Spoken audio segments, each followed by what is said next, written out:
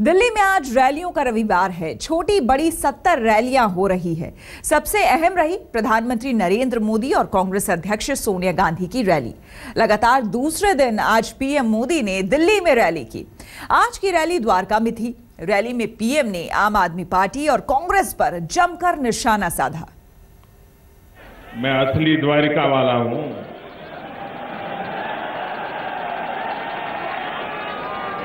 क्योंकि अब मैं दिल्ली वासी हो गया, आपका हो गया।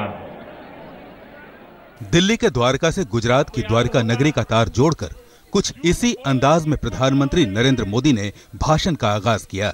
भाषण जैसे जैसे आगे बढ़ा, विरोधियों पर हमले तेज हो गए। केजरीवाल का नाम तो नहीं लिया, लेकिन निशाना सीधा था। अगर आप मुझे दिल्ली में दिन रात आंदोलन करने की आदत रखने वाली सरकारें बनाओगे, टीवी में जगह पाने के लिए सरकारें नहीं चलानी होती है, सरकार चलानी होती है जनता जनार्दन के दिलों में जगह बनाने के लिए। भाइयों बहनों, दिल्ली पीएम ने अपने भाषण में आम आदमी पार्टी और कांग्रेस के पिछले गठबंधन पर भी निशाना साधा। यहां तो दो दल ऐसे चुनाव लड़ रहे हैं हमारे खिलाफ, जनता को धोखा देकर के पर्दे के पीछे दोस्ती कर करके सरकार बनाई जाती है। तो इन दोनों दलों के बीच में एक स्पर्धा चल रही है। रोज सुबह उठ करके तय करते हैं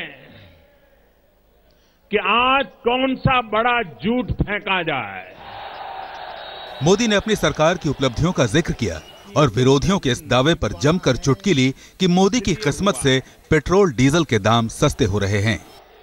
अगर नसीब के कारण पेट्रोल के दाम कम होते हैं, अगर नसीब के कारण डीजल के दाम कम होते हैं, अगर नसीब के कारण सामान्य मानवी के जेब के पैसे बच जाते हैं, तो फिर बदनसीब को लाने की जरूरत क्या है मेरे भाइयों।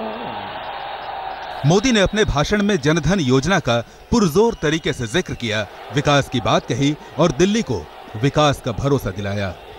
दिल्ली चुनाव में अब तक पीएम की 3 रैलियां हो चुकी हैं, 2 रैलियां और होनी हैं।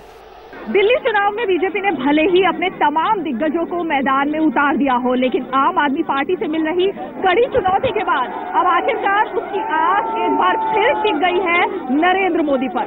नरेंद्र मोदी की आज की रैली ने लोकसभा चुनाव की झलक को एक बार फिर याद दिला दिया। नरेंद्र मोदी के तेवर काफी आक्रामक थे, आम आदमी पार्टी पर हमले भी बहुत तेज थे और यहाँ पहुंची जनता की जुबान पर अगर कुछ था तो वो सिर्फ मोदी का नाम।